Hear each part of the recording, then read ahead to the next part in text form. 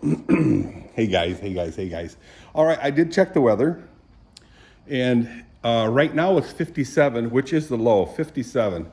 A very calm and quiet, refreshing morning. It's about probably 7:45, something like that. I didn't pay attention to the time. Anyway, but here's the deal. Here in Byron Center, Michigan,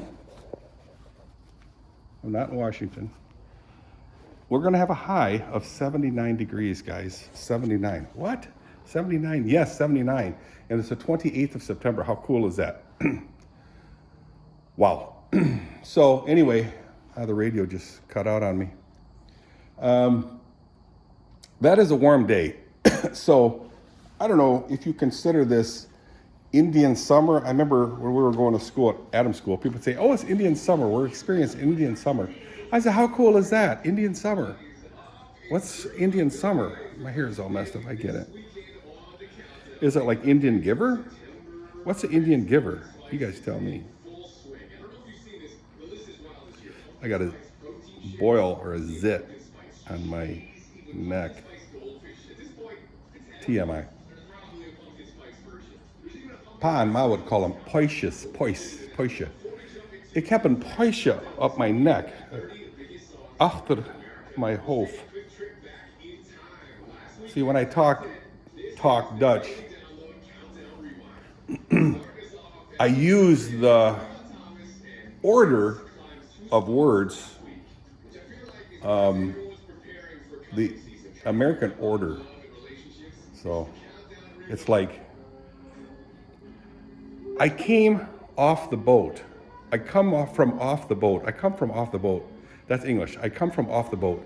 And in Dutch, it's ik kwam van de boot af. Ik kwam van de boot af, with a little bit of Fries accent or Gronings accent.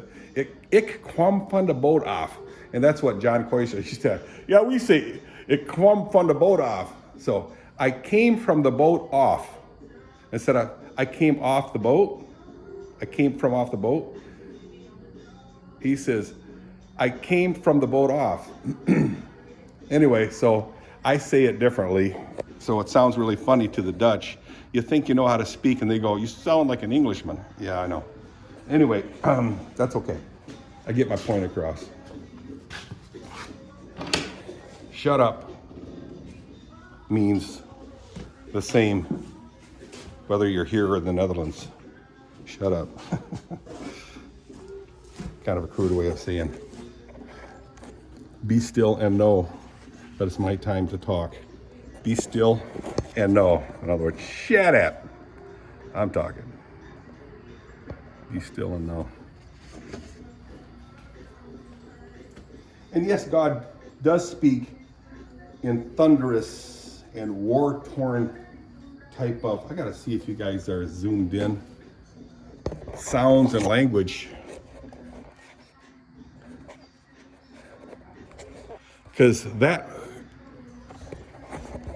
references to that particular be still and know. I think it's a psalm, I don't know.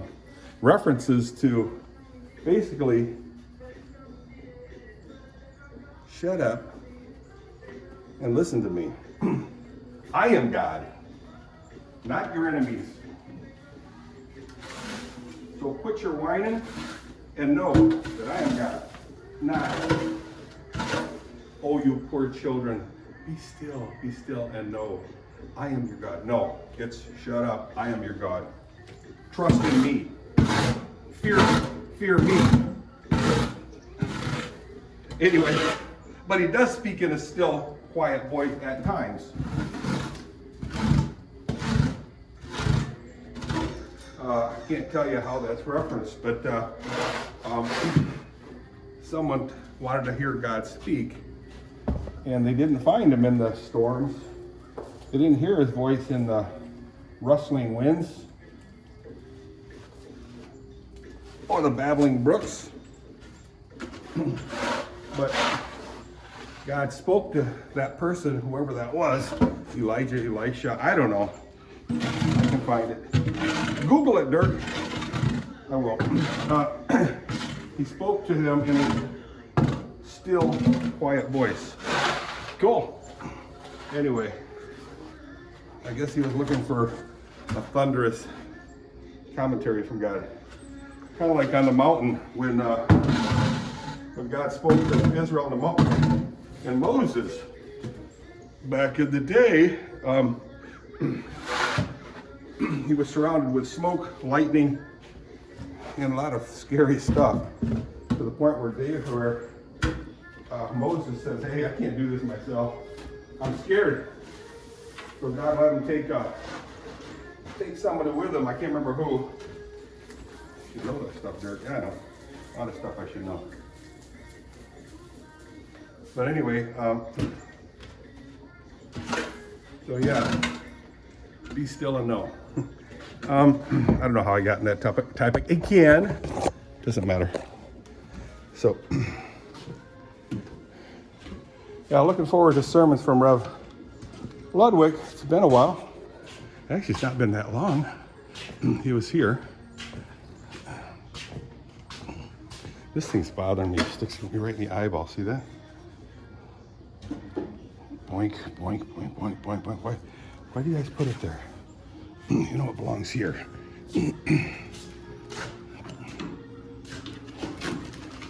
Helter Skelter. Again, I hope you guys are all having a good day. Kathy works tonight, so she worked last night, so she was able to attend part of the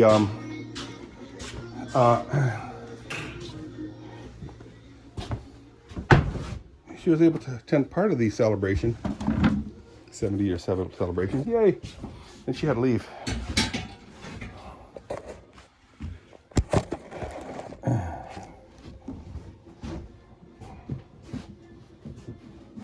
So Captain Jack Scrapper, good friend of mine. He's spending he's a full-time RV guy, living in a school bus that he converted into a camper.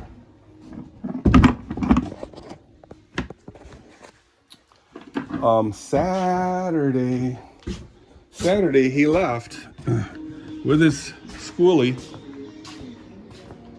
and headed to Kentucky. He's there now. I was very concerned because his bus stays at Kyle's house,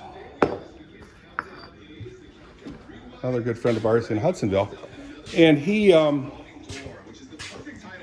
lives in it, and he works out of it. Anyway,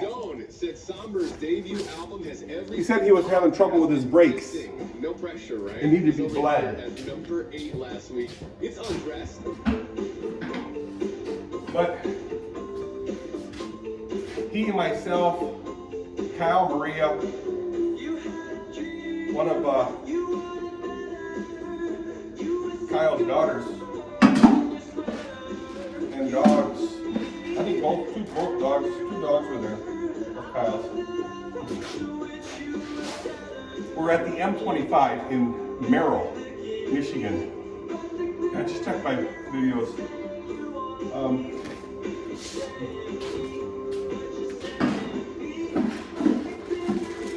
But he had his bus there, Captain Jack had his bus there, and he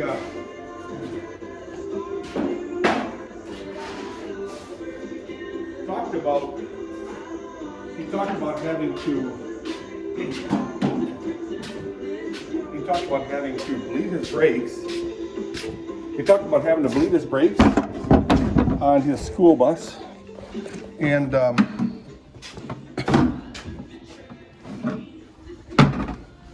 also he's having trouble with his brake lights. Brake lights, you say? Yeah, brake lights. Having problems with brake lights. So when I got to his house, when we were at M25, I left my coffee mug at that meetup. What? Yeah. So Captain Jack said, hey, I got your coffee mug. So I said, well, I'll come pick it up.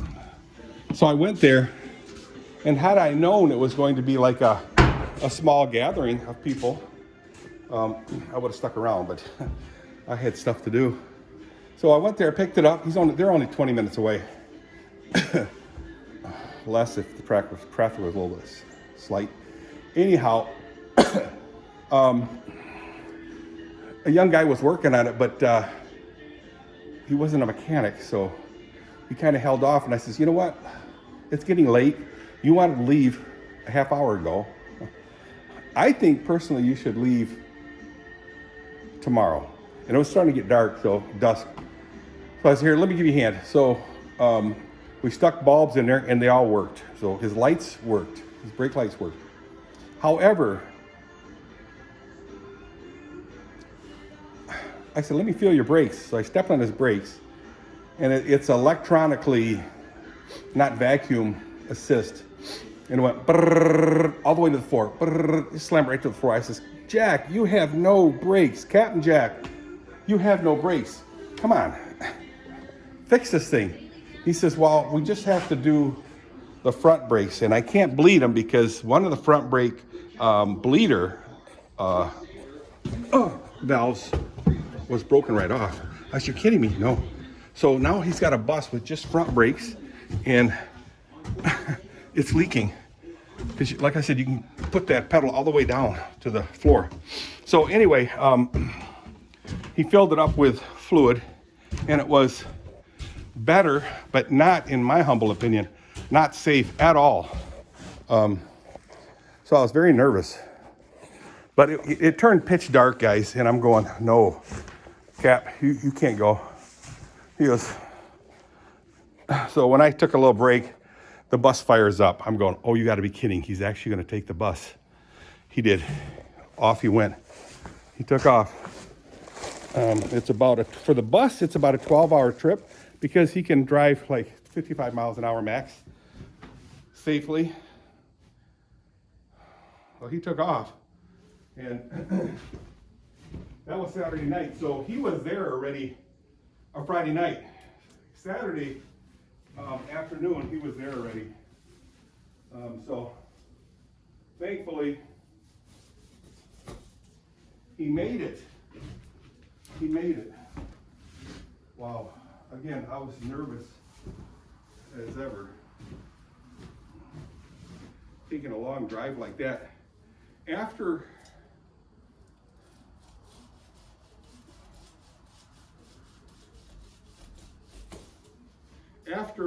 Kentucky, he goes to Florida.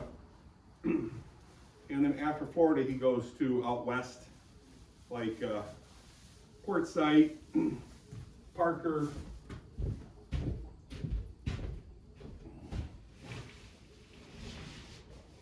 He goes to all the well-known places in out west, Arizona area. Pretty cool. Honestly, guys, I'd like to go there. In the worst way, I'd like to go meet up with Dee Ludgen. Dee, how you doing, girl? Hang out with her and stop into Salton Sea again. Do a little bit more a deep dive into Salton Sea.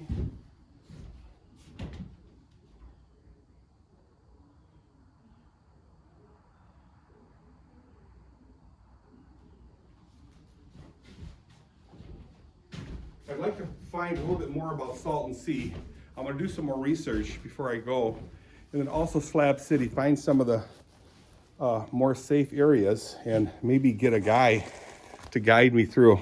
So I can start looking through Facebook videos and see if there's someone that I can trust to give me a tour of Slab City. I'd like to do some videos of that. I was there last year, or earlier this year. I hung out at the range and at Dots, the House of Dots, and of course at the Salvation Mountain. Very nice. I was very, very happy with our trip there. Myself, Dee, and a bunch of other guys and girls. Captain Jack, Tina, Mert from, well, Mert and Sue, but Sue wasn't there. But a bunch of other guys, at the risk of admitting that I can't remember names. But anyway, it was a very good time, but not enough time to really get into anything. We also stopped at Salt and Sea, but found a place that really wasn't that informative or touristy. So I like to make a trip all the way around Salt and Sea, stop in all different areas of the beach, if you want to call it a beach. The league features a 9-hole team match play format. Sign up at 11 a.m. or 11 a.m. to 1 p.m. on Mondays. The 10-week league non-member fees are $200 and members are $150 due on the first day. Register at 231-260-1114 or visit underpargolfllc.com, and soon you'll be shooting under par. Brad Gazan on Atlanta United. We know everyone has a ritual, but what do you do to keep your head in the game? Find mental health resources at georgia.makeyourmindtoday.org. Brought to you by Huntsman Mental Health Institute, the Arthur M. Blank Family Foundation, and the Ad Council.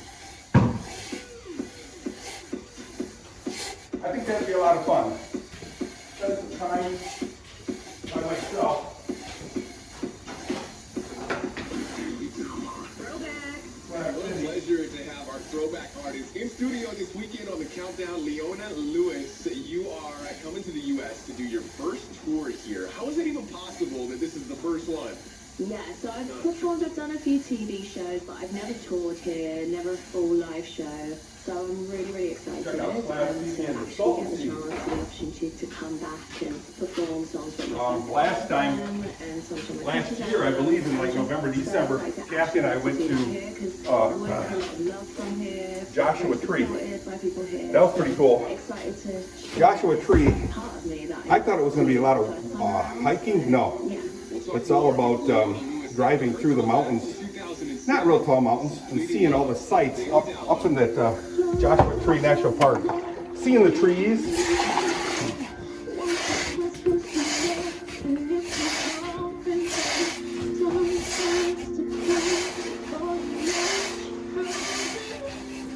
And from a high point in the Joshua Tree, they have a placard, a sculpture of the land, San Andreas Fault, and then it lays out Salt and Sea, and also 29 Palms is on the, I'll call it the northwestern part of the Salton Sea shores.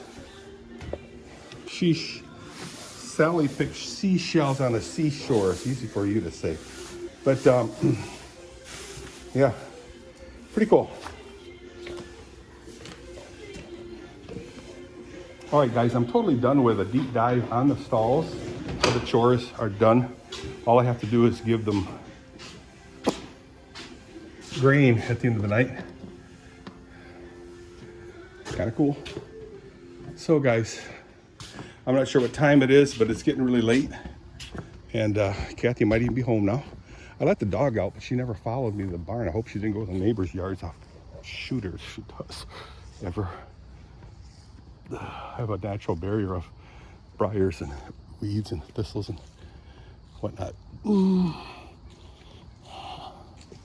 Okay, guys. This video's way too long, right? 19 minutes long. See ya.